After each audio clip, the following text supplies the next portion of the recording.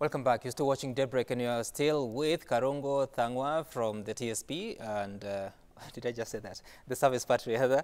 Yeah. We have Robert Mboi from Wiper Party and Veronica Maina from UDA, as well as Dr. Chris Omala from Ford Kenya. And we're talking about now the agenda or just politics. And you had started by telling us your strategy in recruiting members in different parts of the country. Well, you said that you have 2 million members. I'm just wondering. Close to 2 million members. Close to 2 million. Where are they?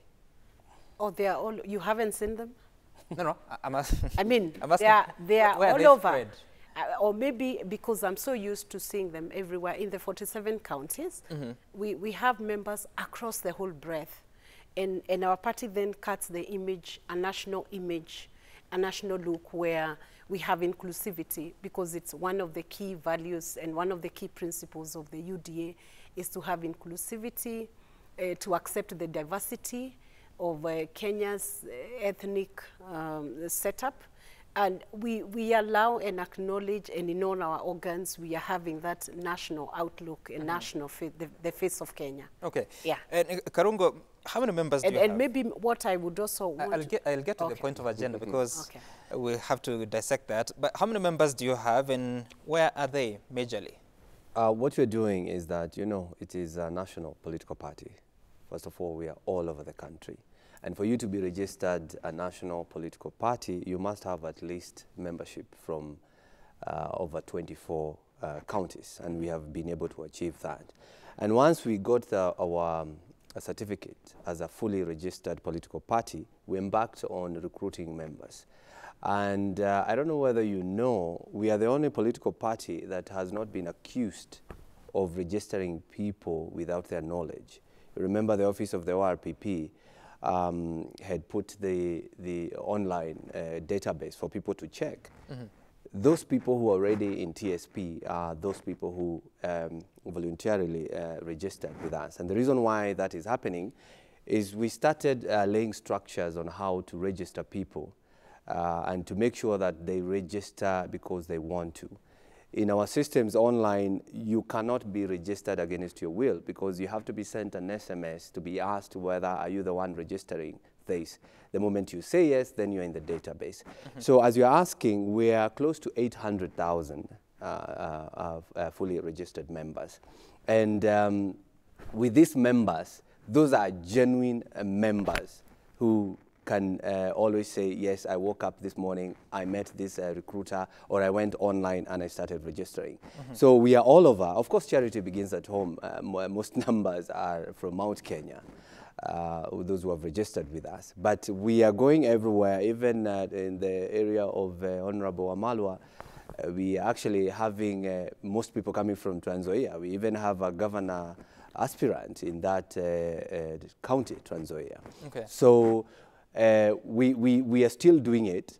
And remember, some of our recruitment drives have been, of course, thwarted by the police. You know, you saw it in Meru happening when we tried to get people. And then we realized then if they don't want us to meet people on the ground, we're going to go online. So we are online under the website. Okay. We are also through the phones. And but look, all this is good. To register a political party is good, and it's part of our democracy. But what are you offering to be in a position to address the key concerns? And some leaders have highlighted them as corruption, unemployment, and the high cost of living, which is partly contributed to by the tax regime in the country. What are you offering Kenyans so that if you associate with these challenges, that you'll be the leaders to provide that solution? First of all, we're offering a listening ear. You know, we have gone through the whole country having the listening tours, listening to our people and what they want. Because sometimes the way we go wrong is thinking that people want this direction, then we go the other direction. And of course, people are talking about corruption. And that is one of the things that we're saying that if we're in government, that is something that is going to stop. If we are not in government, we are going to influence the government of the day to make sure that people stop stealing and people stop taking what is not what does not belong to them. By, of course, enhancing and providing the bodies that are mandated to do that work, by making sure that they have their relevant budgets. You know, in this government, apart from probably EACC, and the reason they have their own reasons, other bodies are complaining that the budgetary allocation that comes from the national government does not reach them on time. IBC was there the other day talking about it. Judiciary has been crying all the time. So the issue is that the government of the day must make people feel that something is happening. And you know, the people remember that you might do a lot of infrastructure, you might do a lot of other development projects, but people will remember how you made them feel. So what we're saying is that we have to make sure that the people of Kenya, and especially all the way from the common mwananchi, they're happy about their country. They'll be able to pay their taxes happily because they're able to be, they have businesses, they're already empowered. Okay. So let me spread it first. So, Robert, you hope that your party leader will be president and form the next government.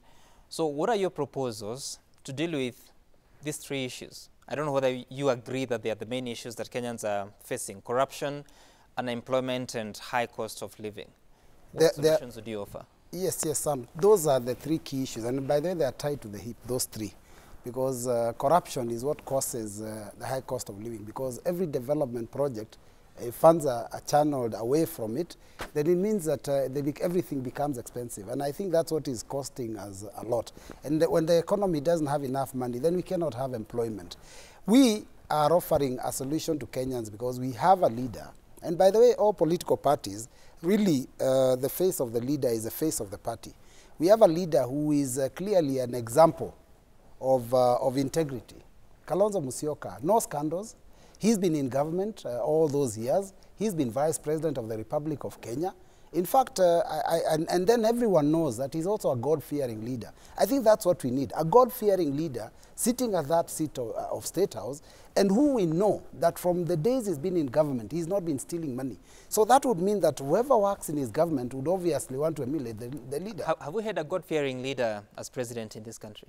Well, I know he's born again. I know my party leader is born again. We've had presidents who've had scandals, and that's a fact. And I wouldn't want to talk about my presidents, but we've had presidents who've had issues and who've had The reason scandals. I'm asking that... And we're talking about from all the way from marital life, all the way to how they manage themselves socially, all the way to do with the economic, how they handle their offices. So, I mean, really, we are offering Kenyans a clean person. Is because this country since 1963 has had a president. And this menace of corruption has been such a bother. Your party leader has been in government, part of it, up until 2007, no, actually 2012, or is it 13? The only time he has not been in government is 2013 until now. So what is this that is going to do that the presidents that have gone ahead of him have not done to deal with these three issues? Well, I think first and foremost, and I've said this, Sam, that the leader is an example. When you have a leader that is God-fearing, when you have a leader that himself has never been implicated in any corruption scandal, then that obviously sends a signal to all the government and all his workers. And I think that's one of the things. But I'll say this, that people will sit here and tell you that when we take over government, we'll slay the dragon of corruption within a year, within 2 years, some even 100 days. It's not easy. I know people have tried. The president, our current president, actually has tried. And I can tell you at one time, he himself actually said that the biggest corruption is in his own office.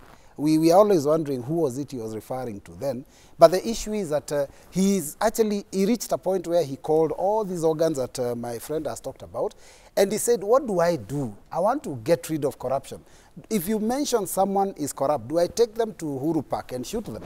That's against the Constitution. And he asked that because he was frustrated. Again, you know, you have to find evidence. Mm-hmm. You have to take it through the office of the public prosecutor's office. It has to go to the judiciary. It has to go to a court of law. I mean, we've had cases where somebody has completely been convicted. He served a jail term. In no time at all, he's out and he's back to office. Mm-hmm. I mean, the truth is, this is a very serious thing, and it requires not just one person, not just the president, but all the people that work in his government, working and thinking like the leader. And that's why I'm asking this question. Allow me to go to Dr. Chris Omala first, because you've also been in government, meaning legislature, since 2013? Yes.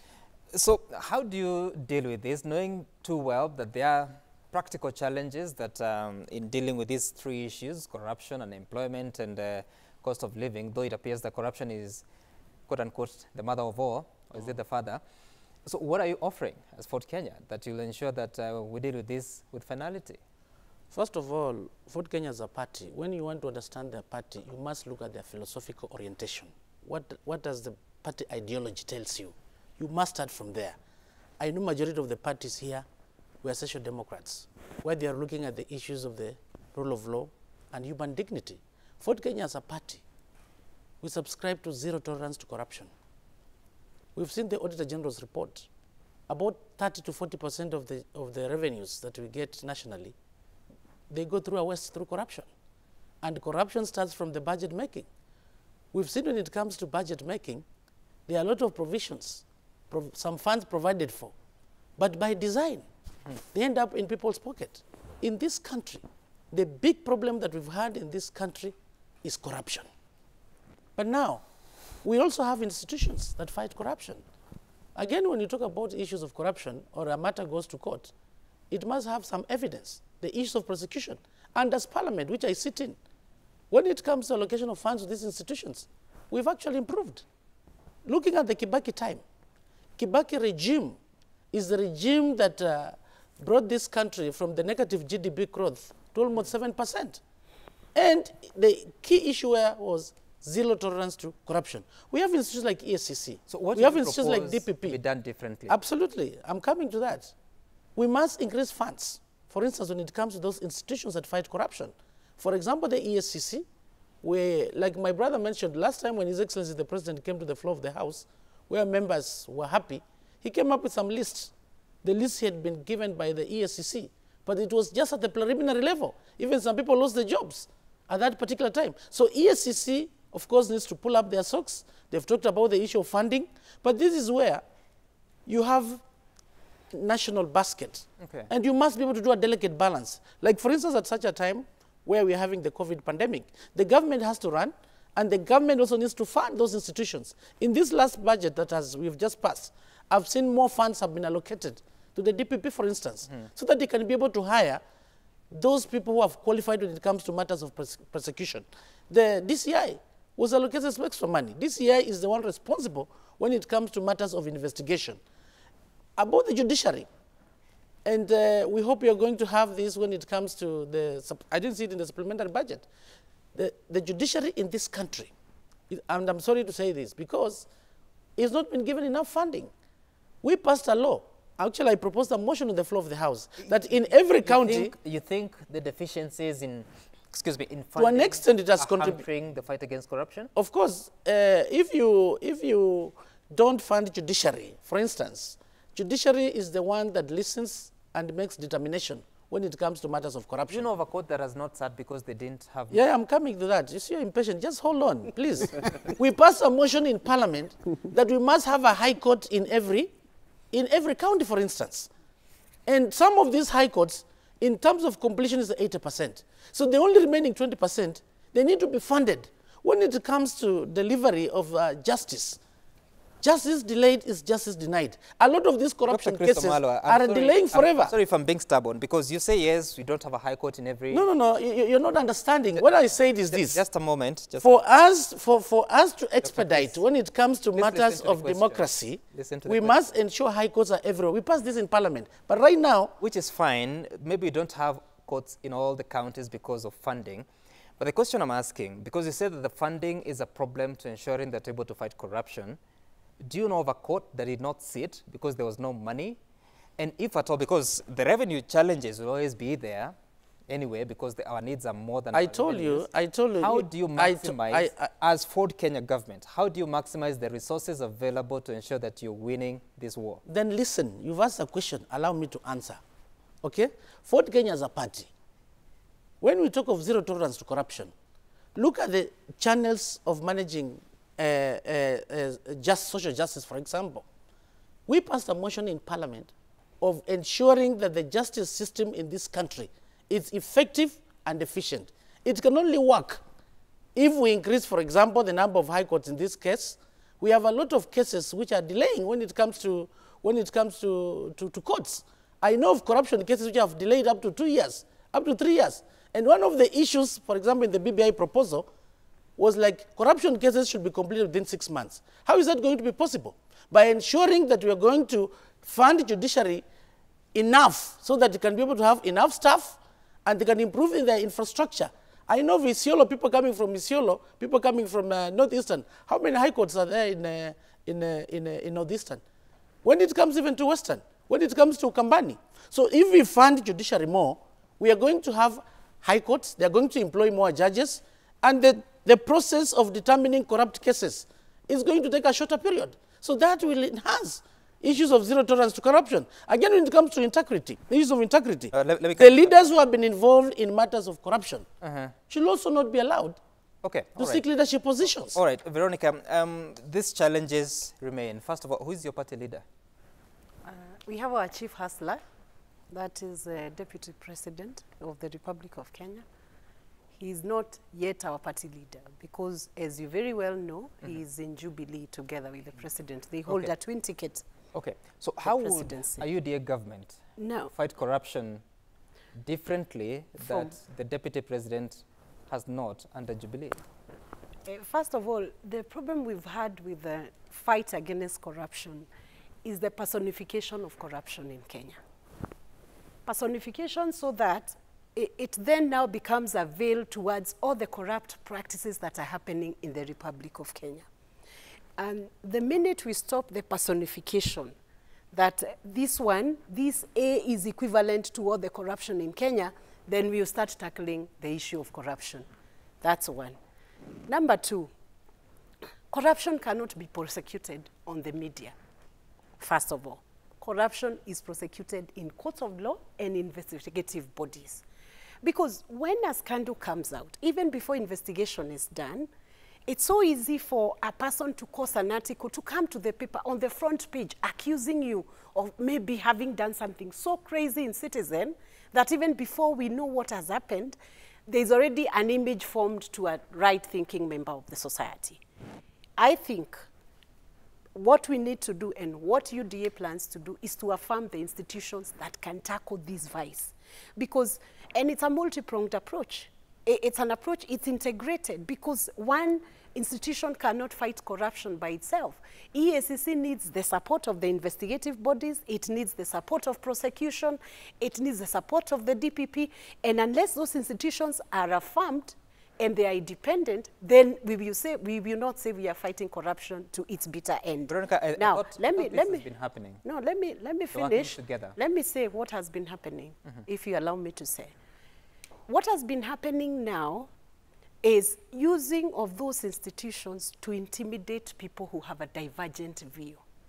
I think for me, it's the saddest point in the nation of Kenya for our democracy to walk backwards. That if I express an opinion that is not right to you, then the first thing you do is to send the officers, the EACC officers to my door to check everything about my life, my personal life, take photos and use all manner of things on social media so that that can be prosecuted. Why am I saying that? Because this is what is happening. Once you reduce that scandal, corruption, issues that are genuine and that need investigation, once you reduce them to a political campaign, then you have lowered the threshold for fighting that corruption. I think UDA, when UDA takes up government, and we pray that it does, humbly pray that it does, we will affirm the institution, ensure the judiciary is independent. A decision, a judge will not be condemned because of a decision or a position they have taken in a matter which they have done independently. It will be treated as such. So I think the minute we affirm institutions, then we will fight corruption. I am surprised that my friend here, and I never do interviews to attack anybody, that my friend here thinks that once you have a person who is straight by themselves, then that is an indicator that that political party can then fight corruption. I don't think one individual can fight corruption. And then another perspective which is never taken. If you look at the county government... Just a moment. You say the Deputy President is your chief hustler. Your words? The chief hustler. Not yet your party leader. Yes. But you hope that he can form the next government. Yes. how different will he do it? Because he has been a deputy president. Yes. He wields a bit of power within the government. Yes. And since 2013, there has been several matters of corruption reported. You see what is happening. Will he do in September 20? You see what is happening right now. And some, Gituka, I don't think you're in, I believe you live in this country, not in Tanzania. so you know how the government of the day is running its affairs. He's not deeply involved in the running of the government. There has been an attempt to continue pushing him to the side. So you cannot say that he has had control. What did he do in the first time when he had a bit of control? I think the institutions were working. But as I have said, one institution cannot answer the role of another institution. It has to be a multi-pronged approach. It has to be integrated so that the investigative wing is working, the prosecution wing is working, and even the people who are involved in giving evidence in those scandals can be available to give that evidence. You see what is happening, Sam?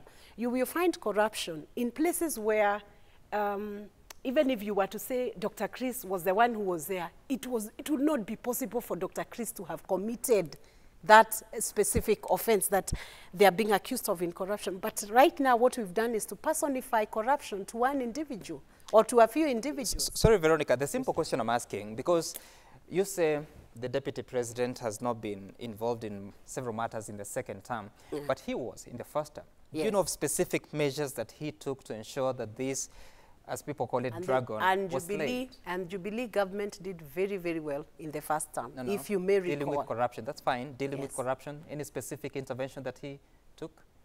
You see, it's because you are assuming that the presidency is the one that deals with corruption per se. That is not the case, and that's why I'm talking about institutions. There is a judiciary. It has its role to play when it comes to... Does it therefore mean President Ruto would still not have much power to deal with corruption unless the institutions are the ones leading that? What I would say, I think you are putting words in my mouth. No. That is not what I'm saying. I'm just trying to understand I am what you're saying the president today, yesterday, and even tomorrow is not the one who will per se, in his own capacity as president, prosecute the corruption cases. It has to be the institutions that are set by the constitutions to take up the role.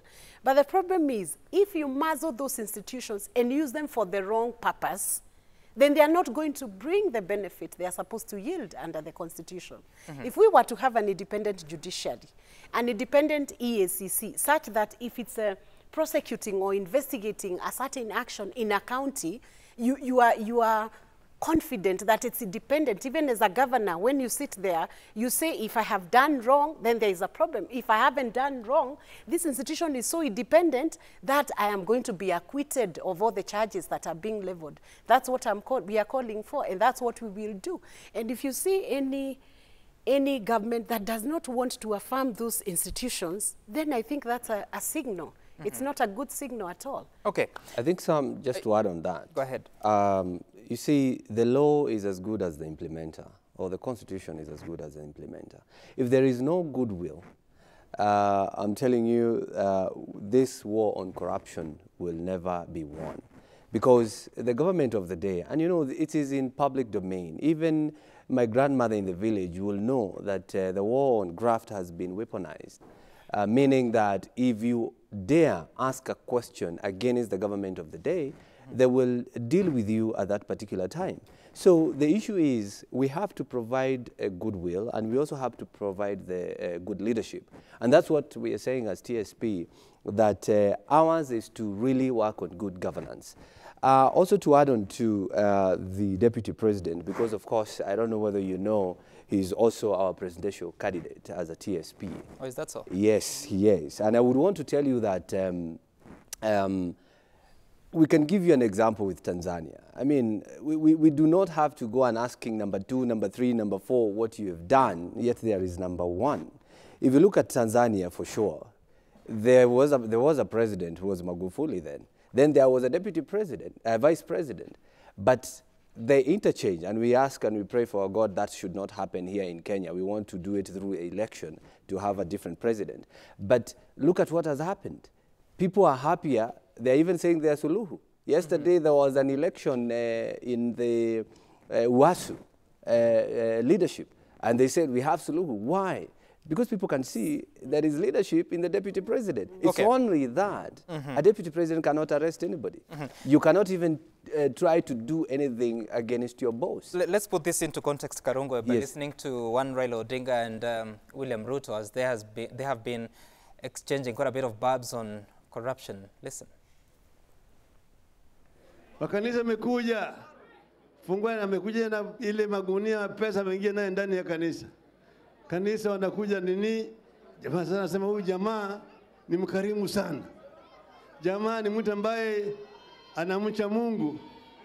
Ana heshima kwa Mwenyezi Mungu.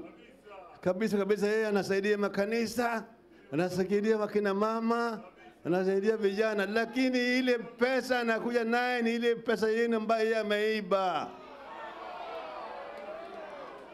Hiyo mamilioni ametoa wapi? Wewe unakuja unanunuliwa na ile pesa yako. Pesa ambayo amebeba hiyo mamilioni ametoa wapi? Hakuna mtu anauliza hiyo pesa. Wezi ambao natakana wawe shimulatewa. Wanatembea na mahelikopta kila mahali kuja hapa kutoa pesa pande hii pande hii pande hii. Hiyo ni taifa gani? Hiyo ni taifa gani? Sisi tukishika hatamu ya utawala hao wezi wataingia ndani wote. Hawa watu wanacheza tu shere. Hawana mpango kamili. Mimi niliwaambia kule wakati wa 2017, niliwaambia hawa watu they are planless. They are rudderless. They are agendaless. Na ndio mnaona saa hii wanahangaika, hawajui wako upinzani, wako kwa serikali. Wakiwa kwa serikali wanaibia vijana. Wakiwa kwa upinzani wanaibia watu wagonjwa kupitia Kemsa billionaires. Na saa hii wanataka kutupatia lecture ya mambo ya anti-corruption. Please, you better be ashamed of yourselves. So, can I respond first because it touches on our presidential candidate? I was going to get to... Let me first respond to it. Several issues have been raised in the clip by Honorable Raila Odinga. He has talked about stealing. You know, it's easy to talk about stealing without saying you stole 10,000 from Citizen or from NTV. It is easy to talk about it. Beyond the talking, the allegation itself, feed it with facts. Don't just throw slangs for common mwananchi to confuse common mwananchi while defaming people. Those are very serious allegations, if you ask me. And if they are supported, does the same apply to what the if they are supported, what he should do, if Honorable Raila Odinga has information that the giving that the deputy president does has been stolen from A to B, why don't you present that evidence? It will be wrong, it will be cowardly not to present that evidence. So I think, and about giving, is a problem and also about giving. Because the deputy president says that when they were in the Grand National Coalition, or coalition government, they stole from Vijana. Now they're out of government, they're stealing from Kemsa. Does the same principle apply to such kind of claims? You know what I would say? I would say that a principle should apply across board. If there are allegations of stealing, then let them be presented and prosecuted. I believe, by the way, there is no evidence because that is why it keeps just being thrown on media and it's not being substantiated anywhere. Okay. And then I would also want to say this about the giving to churches. I'm a Christian myself. I'm a giver. I give when I have, I give when I don't have. Giving is in the heart of the person giving. You can be so rich and you don't give anybody even 1,000, you don't even help your neighbor. It's an attitude, it's a way of life. It's the way you are raised, it's what you believe in. So if somebody is worshiping, you go do your own worship, how you worship. If this one worships by giving, let them worship by the giving they do. Okay. Why does it hurt so much? Why should I talk about your giving, Sam, when in actual fact, it's not my money you are using? Does it make sense? It's my way of worship. Why keep fighting it? All right, Robert, so there's all this disagreement on really who is corrupt, who is not, who is more corrupt, who is not. But yet Kenyans are struggling with this, should I call it pandemic, of corruption. Yes. Do we have any sure solution from the political class? as we head into 2022? Sam, let me weigh in. First, my colleague here has said that solutions don't come from the leader.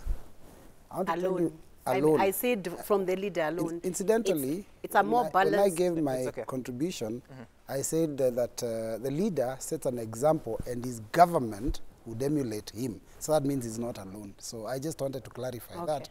And that's why you find if a CEO is the kind of person who gets to office at 5 a.m., you find people in that organization don't go to work late. It just somehow rubs off on the workers. Now, the issue of these issues of corruption, I think she has a strong point that we must support it with evidence. But you know, Sam, and I don't want to attack anyone, but I can mention 2 cases that come straight to mind that have been on media, that have been prosecuted in courts of law, where the deputy president is guilty. And one of them was a piece of land that he grabbed from someone called Muteshi in Rift Valley after the post-election violence. It went to court, he was fined, and clearly if you're fined and you're fined 5 million, that's probably equivalent of 5 years. Then how do you have integrity? Have the merits of that case? Because you know, when you comment there. On a case, allow him to finish. And so for me, the issue of integrity, if you've been convicted and you've paid a fine, why would you then have the moral high ground of still holding public office? We have a case also of these children of Langata Primary School. They were attacked, tear gassed and beaten thoroughly when the school playground was to be grabbed. And that was to expand, to create parking space for the hotel next to the school. I forget the name. But all the same, I remember the deputy president distanced himself from that hotel. Later on, he came and admitted that that is his hotel. And that, you know, there was an issue about the ownership. Let me ask. But I'm looking about... Is there any direct evidence saying that he was the one attempting to grab the land? Who tear gasses people in this country? Let me just interject for a moment so that we don't move the debate the wrong direction. Who tear gasses people in the Republic of Kenya? Sam, do you have a clue? Do you people have a clue? It's somebody called, the only person who has the preserve of tear gas is the National Police Service. So if you see somebody tear gassing another person, I would say it is very wrong for anybody to tear gas children, to tear gas people. We have been tear gassed in Meru.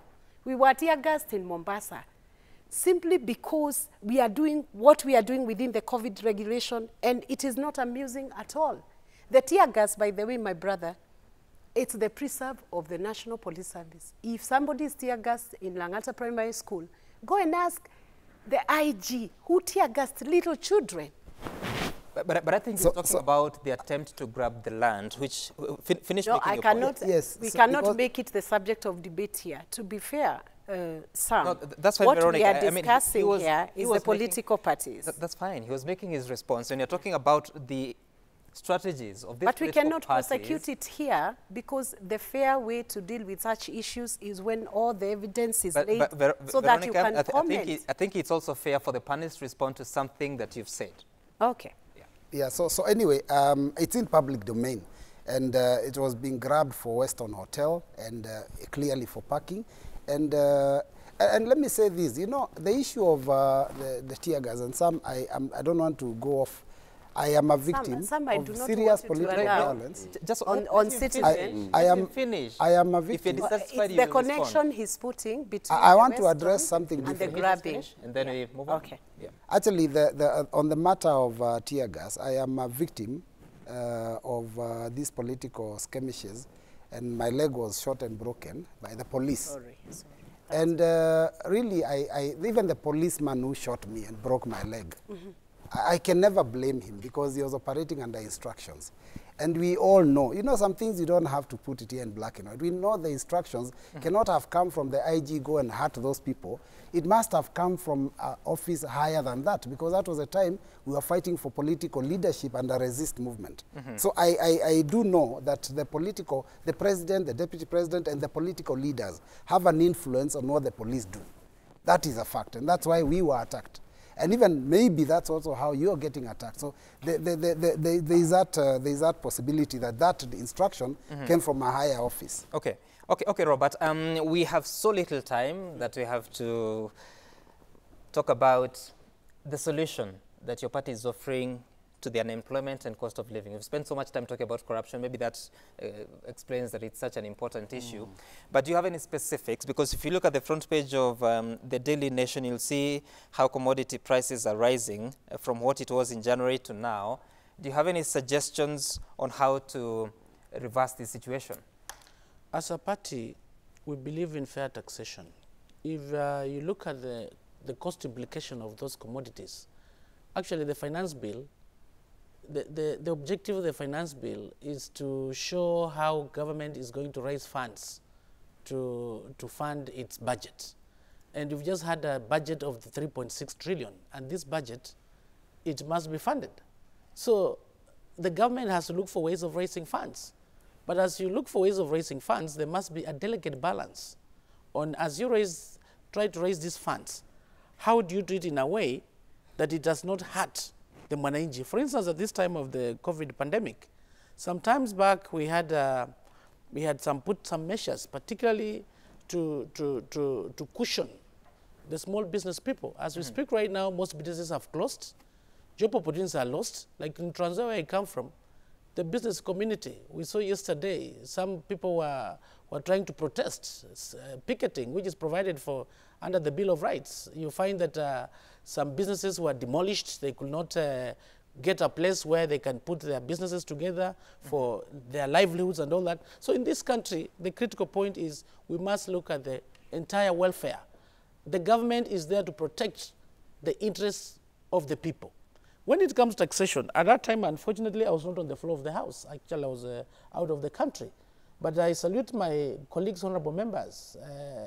Like the taxation that had been put on bread and such things, I'm told you remove that. Because there are some things that go to the common mwananchi. Taxation is key. I remember President Kibaki's time, what he used to tell Kenyans, kulipa ushuru ni kujitegemea. But as you lipa ushuru, that funds, are they being used in an efficient way or is being wasted through corruption?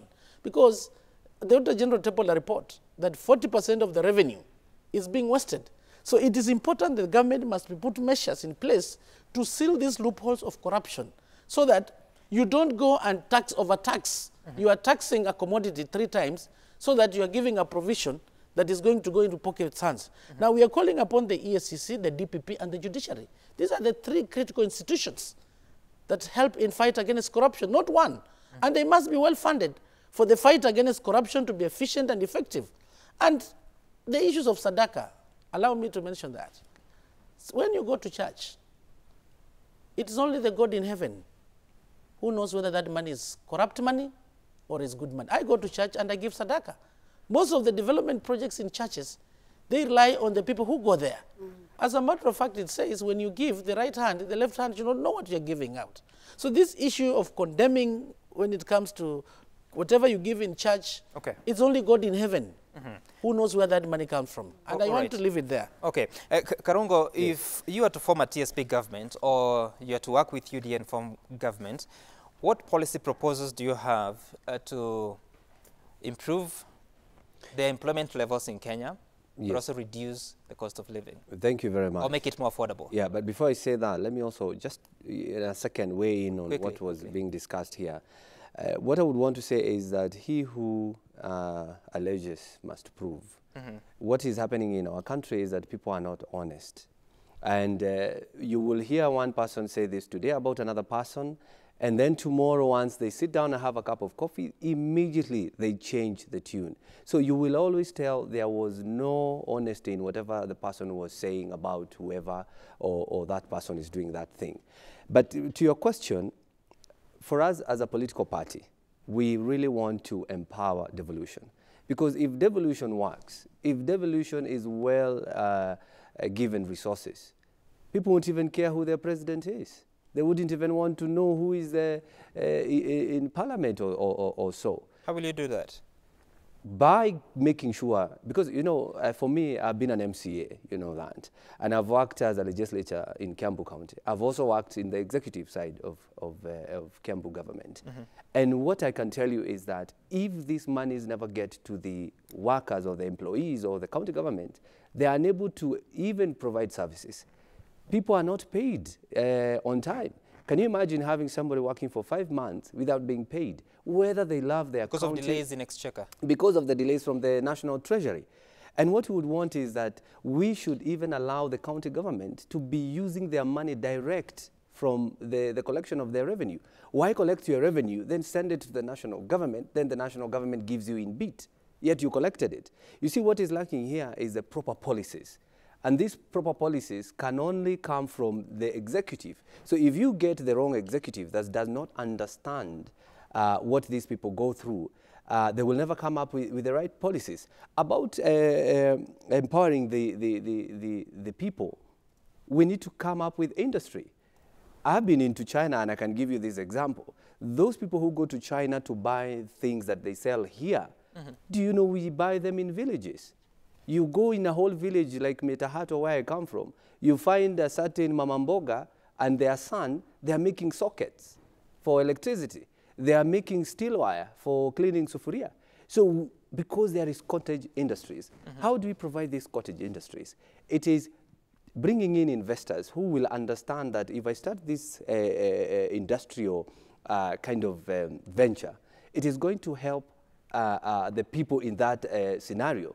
So what you're trying to say is that if we do not get the right people who understand what Wajiko is going through, people who do not understand that somebody wakes up in the morning, they have nowhere to go. They can only go to the shopping center to stay there the whole day listening to a radio that does not belong to them.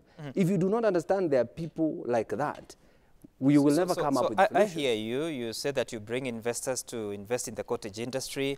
You'll also enhance or empower devolution, and you say that you ensure that exchequer releases are on time.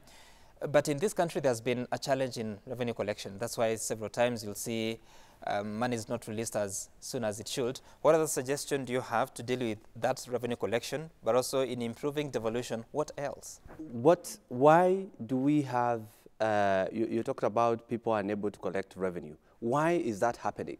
It's because the officer who is tasked to do that has not been paid. Okay, so by the time he's going to collect, that's why he begins being a corrupt person. They are paid with the revenue, they which is not being collected. No, they don't. Because you have to send all the revenue back to the national government so that the national government can send this money back. So if you are not oiling the machines that are really supporting the economy, then somewhere there will be a breakdown. So the issue is those people who even collect this revenue, because you know most of the counties, they refuse to automate things. They are also people. And I'm not really trying to defend them in the issue of why they are corrupt. But if somebody is paid on time, there will be less corruption, the people will be happy working for the county, and the people will always be free and happy to give resources, and I mean to give their human resource capacity. And to come back to the point that I said, I just remembered, the issue of people not being honest. I want to give you a very quick example that happened in the year 2010 in Britain. There is an MP who lost his seat.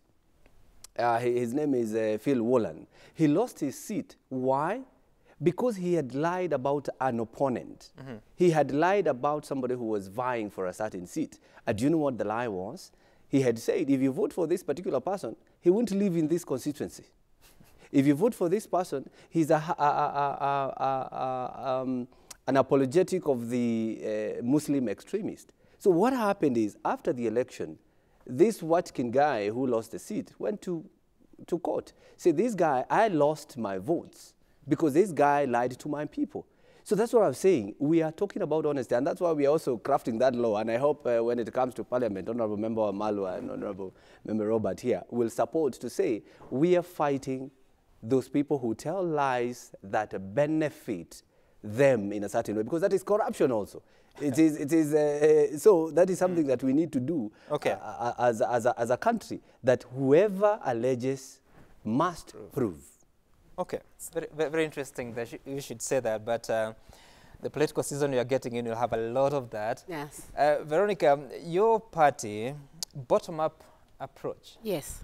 What exactly is that? Because you've raised this question with several panelists who've come here, and none appears to articulate what exactly that is. So what is it, and what are you going to do? I will give a very simple demonstration of how the bottom-up economics will work. First of all, and before I do that, let me say this. Regarding corruption, for instance, if we were to do the bottom-up, you would take that institution down to the people, so that when there are complaints in the county or in a constituency, that process begins down there. It is not anchored in a Nairobi office where an investigator has to come from head office, go down there. You anchor it with the people so that the information is free-flowing and it's owned by the person who is impacted by whatever action is being done. But having said that, bottom up now with youth employment, we have a solution at the UDA because you have seen economic regional meetings for coast where in the bottom up they will discuss top priority, blue economy, tourism, things that are affecting that coastal region and things that would improve the lives of people. For instance, the blue economy, which has a lot of resources, which can advance and provide so many jobs to so many people in this country, but yet we have not harnessed the potential within that blue economy. So the coastal region, when we are building our manifesto, it will be based on different regions. What is strong in that region? Is it farming? If it's agriculture, we support the agriculture. And if somebody owns a dairy cow, for example, and it produces 2 liters of milk in a day, we would want to support those farmers so that the production of that milk comes from 2 liters to 6 liters or to 5 liters within a specific period of time, so that the person who is improved for, as opposed to building big institutions where funding is directed to institutions, we have the place for the institution, but we have the place for the person down there. If you look, for instance, at the agriculture sector, farmers are supported by extension officers. So when we say we want to do a bottom-up with the border, with the mama bogas in the markets, we will support the mama bogas with a business extension officer, where the person goes and can get support on when you take a facility, what do you do with it? And how do you improve the structures in your business to get to the next level? So that's what bottom-up is about. It's bringing the person who is earning 500 shillings in a day to earn 800 shillings in a day. You give the support that is needed. You capacitate the institutions around that person. You capacitate the person. And about the tax base, the problem we are having right now is because when we talk about our budgets, we talk about expenditure. Who talks about the income streams, which could improve the amount that is now being expended in a budget? I think we need to work more closely with the people so that the people in the marketplaces, and this is what the UDA government you do, you work with the people. Don't overdrive the people. Work with the people. The mama boga can give you even 20 shillings in a day towards a certain tax, but they are doing it voluntarily and they understand the need for that tax. So services is taken back to the people, institutions are owned by the people, and you now generate, that's how the bottom becomes strong and starts driving the top. We have just 2 minutes. Robert, your approach to resolving the economic situation in the country? Completely opposite what my colleagues have said, because I think people must understand an economy is not built by the nation, by the government. It is built by the people. And there's too much talk of bottom-up, of supporting that person at the bottom there, which is obviously outright lies, because the culture of handouts, of giving those people money, is what actually messes up the nation. When I finished university, I remember I never ever at any one time considered myself youth, because in this country, when somebody is called youth, it means that these are people who are waiting so that they can be supported by government to move on to something else. And I think that's where the problem is. I think what we require is a complete new mindset from our youth. We need to tell our youth that the nation depends on you. You have to put your house in order. You have to organize yourself. You have to come up with ideas. You can start business and employ other people, not to wait for government to be the one that lifts you.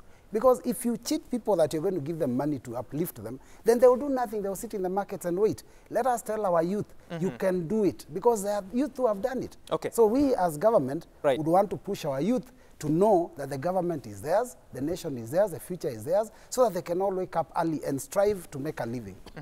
We will have this conversation in future. I hope you guys will come back. Engineer Lazaro is saying that NASA should work as a team and aim their bullets at the real target, or continue with the useless fights amongst themselves and prepare. Wow, what strong words there. Jail and Share, same teams, changing jerseys as always.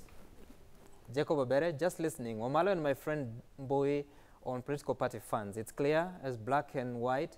Stipulations doesn't specify on coalition whether ODM and its sisters on NASA had agreement or not. It's political time biting. Okay, I can't read the last part there. I don't know if anyone can. Kiprono, political parties in Kenya are just but political vehicles, nothing worth more than that. At one point, Jubilee Party appeared to change our political dynamics in politics, but institutionalizing political parties is just wasting public funds. Okay. Keino Richie, Kenyans should lead themselves since there's no good leaders to lead us. Corruption has become a cancer in the Kenyan government. Robert Mbui from Kadiani, he's also the organizing secretary at Wiper. Organizing secretary from TSP Karungo Thangwa, Veronica Maina, SG, UDA, and acting SG at Ford Kenya, Dr. Chris Omalo. Thank you so much for making time for us. Like I said, this is a conversation we'll have again to talk about the economics and all the models that you're coming up with, and we'll be in a position to interrogate them. My name is Sam Gituku. Up next is Matter Social, and Patrick Igunza is sitting in for Willis Raburu. Back in a moment. Bye for now.